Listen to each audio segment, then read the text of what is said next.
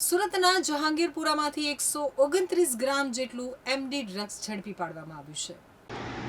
Police પાસેથી મળતી માહિતી મુજબ આરોપી બાઇક ઉપર એમડી ડ્રગ્સ લઈ અને જઈ રહ્યો હતો। તે ડ્રગ્સ વરિયા વિસ્તારમાં કોઈને પહોંચાડવા જતો હતો। પોલીસને મળેલી ગુપ્ત માહિતીના આધારે ત્યાં રેડ કરી હતી અને એક શખ્સને દબોચી લીધો હતો। આરોપીની ઓળખ સુફિયાન ઉર્ફે સિબુ હુસેન શેખ તરીકે થઈ છે। ચોંકાવનારી વાત એ છે કે આરોપી અગાઉ પણ એમડી ડ્રગ્સ અને દારૂના કેસોમાં પકડાઈ ચૂક્યો છે। પોલીસે આરોપી પાસેથી બાઇક સહિત દ્રવ્ય પણ જપ્ત કર્યું છે। હાલમાં પોલીસે ગુનો નોંધી અને તપાસ શરૂ કરી દીધી છે કે આ ડ્રગ્સ કોને પહોંચાડવાનું હતું અને આની પાછળ કોનો હાથ છે। સમગ્ર નેટવર્ક સુધી પહોંચવા માટે એસઓજી દ્વારા સઘન પૂછપરછ ચાલી રહી છે। તો પોલીસ દ્વારા અહીંથી ડ્રગ્સના જથ્થા સાથે પકડાયેલ શખ્સની કડક પૂછપરછ કરવામાં આવી રહી છે અને શંકા છે કે આરોપી પાછળ મોટું નશાનું ગેંગ કાર્યરત છે। પોલીસે તમામ જોડાણો અંગે ખોળાખાલી તપાસ શરૂ કરી છે। No drugs in Surat city અન્વયે સુરતની વિવિધ બ્રાન્ચો દ્વારા એનડીપીએસની વિરુદ્ધ સતત કાર્યવાહી કરી રહી છે।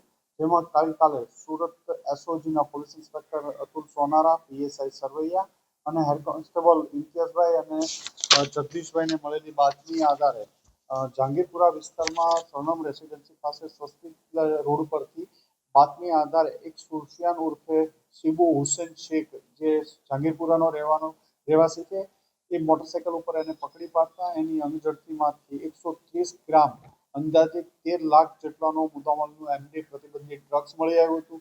એની પાસેથી મોબાઈલ બાઇક મળી કુલ 13,30,000નો મુદ્દામાલ કબજે લેવામાં આવ્યો છે।